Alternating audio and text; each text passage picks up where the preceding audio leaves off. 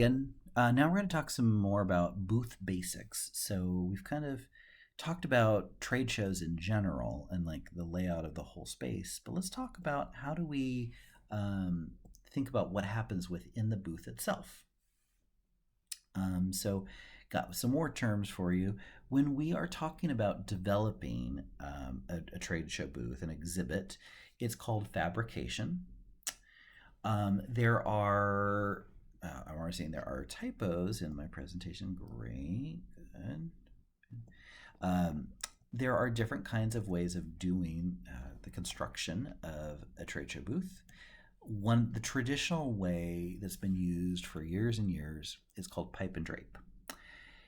Pipe and drape is basically you're taking PVC pipe, which is really lightweight, and they're kind of like toys. You just stick one end to another. It sticks right in there, and then the whole structure will stay up. And then the drape is taking like fabric and curtain, and you will stretch that curtain across the length of the PVC framework, and that gives the illusion of like, oh, you have a cordoned off space and a little room is created, even though it's really just plastic with curtains on three sides. But it does something. It creates a sense of enclosure. So you feel like you got a little bit of privacy. You feel like you're welcomed into the booth. Um, but I would also say that it's not the most exciting of exhibits, and you're seeing more and more companies spending more and more money trying to um, make it a little bit more exciting. So they're trying other kind of things, such as the idea of using a modular exhibit. So what this is also kind of like a toy in the sense you've got all these different pieces and you can click them together, and they can be reassembled in a way that's a little bit more. It's got more weight to it. It's a little bit more real. And what's also nice about these modular exhibits, they're kind of like in some ways, some are like Legos. So you can build different. Um, you can build different frames for different trade shows where you might have more space to work with or different size space to work with. And so that's really kind of a nice thing. But as you might imagine, they can be a little expensive. The great thing about those modular components, though, is that even though it's more physical, it takes up more space, they are very lightweight too.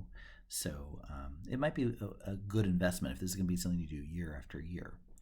Um, we know what a canopy, a tent is, and that's, for folks that are really tight on money, it might be cheaper than doing pipe and drape. Just go to Costco, get a $200 tent. Voila! Now you've got a way that's kind of an enclosure, right?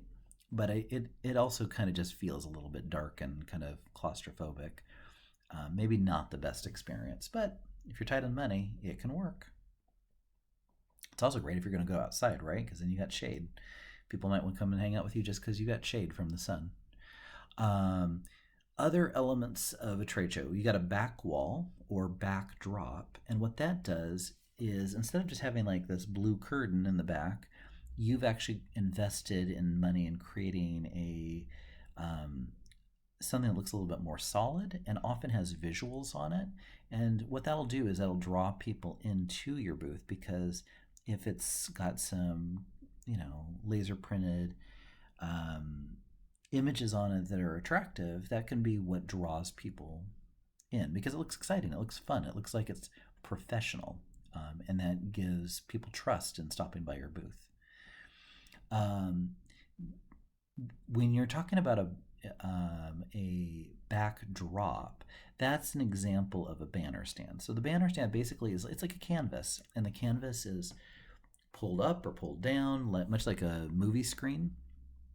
But nothing's being projected on it. Instead, it's got the image etched with a laser printer, and it looks very very professional. When we're talking about more about a back wall, this might not be just a screen, a canvas, but rather you've kind of got a structure of some sort. And then the fabric is stretched across that framework. But it has dimensions to it because the fabric wouldn't just be stretched across um, the surface one side, but it would be on the back side too. So it gives it a sense of you have a physical wall there. And that actually, it's funny having a little bit more bulk, taking up a little bit more space, really does give the impression of a booth being more serious, more they've invested money. And I know that worked for me, drawing me into booths, just the quality of the structure itself.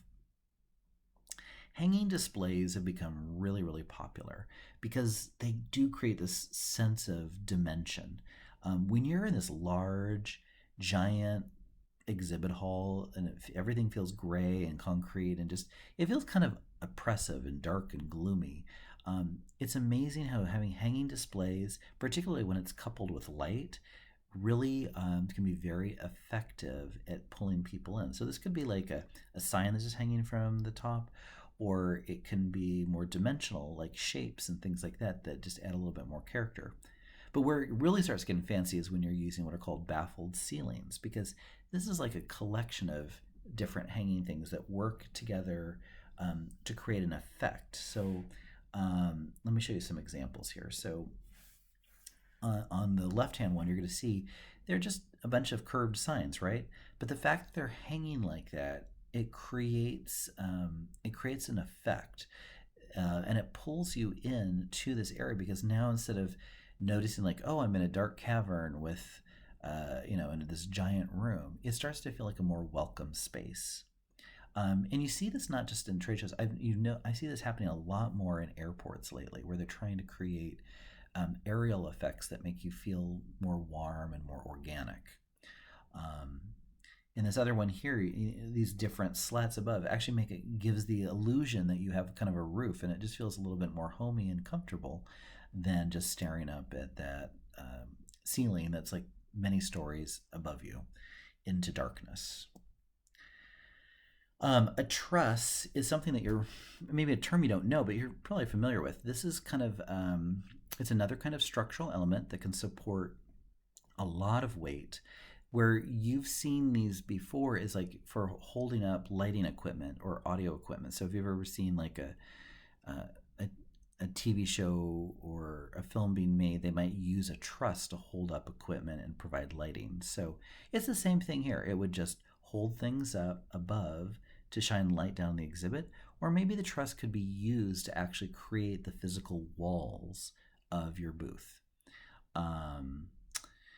A hardwell element means that you've got a solid object that is not just, it's not like that stretched fabric across a frame, but rather it is a solid piece of equipment.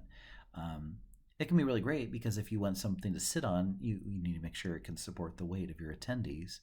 But also, the more hardwell elements you have, the higher the cost is shipping all that stuff and then getting it out on the floor, so upping your dryage costs. Foam core is very ideal for trade shows. What it is basically you've got foam elements that's sandwiched between two pieces of paper, but it makes the signs look, it's got substance because there's now depth to it. And it's very, very lightweight, but it can appear really solid. So using foam core, it makes a lot of sense for events because it's just very ideal for transport. Some terms that are a little weird in their names. There's when we have a rail, that means we've kind of got like a dividing wall, but maybe it would only go up to like hip height. So it's not like a full wall, but it's just something that is kind of dividing space, because maybe you want people to follow a certain path as they walk through your booth and navigate past all the different exhibits. This will allow people to see each other and see maybe what's coming up, but not jump the line and try to skip past the information. When we talk about skirting, that's kind of like when you're putting a fabric and it goes over the edge of like a table or maybe some other ledged surface. And it could be used for decoration. It could also be used for hiding things. Maybe you don't want to see a bunch of electric wires behind, or you don't want to see the computer that's providing the storage capability for the database you're using for your CRM. I don't know. Masking drape is very similar, but this draping is covering up more like storage areas. So you might have a bunch of boxes with all your materials that can all be kind of hidden behind a draping area, and we call it masking drape. A stanchion is a post or a column that's designed specifically for holding a sign up. Really popular at trade shows now are light boxes. So these are used for signs, but basically it's got the light on the inside and it's projecting out against the translucent part of the sign. So basically, those signs really stand out because they're backlit and it just has a really nice dimensional effect. It's got a warm glow. It draws people into your booth. There are different kind of booths, so not just thinking about what's in the booth, but the booths have different types. This is really important for you to think about because it's going to impact how much your booth costs. So a standard booth is going to be referred to as a linear booth. That's because it's kind of all along in a line. You got one booth after another, side to side. So your booth will have a booth on either side of it. The standard booth size is 10 by 10, but you could certainly order a 10 by 20 and just pay a higher price. There's flexibility in that. A perimeter booth might charge less because it's on the outside edge of the exhibit hall. So your trade show goer is going to have to navigate out to the far ends. And a lot of times people don't go that deep. They just kind of go down the main aisle because they know that's where the big guns are displaying.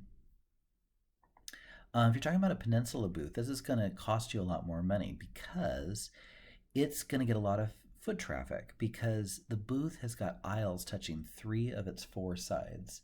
So that way, people are not just can only access it through one aisle, but from 3 different angles they can see you, and it's just going to let more people in. An island booth might even be better because this is open on all 4 sides. So everybody who's coming to that part of the exhibit hall is going to see you. And it just almost feels like you have to kind of step into the island because it's just swallowed up in a sea of aisle. All of a sudden, here is an oasis. Here is something that just stands there, and it attracts people.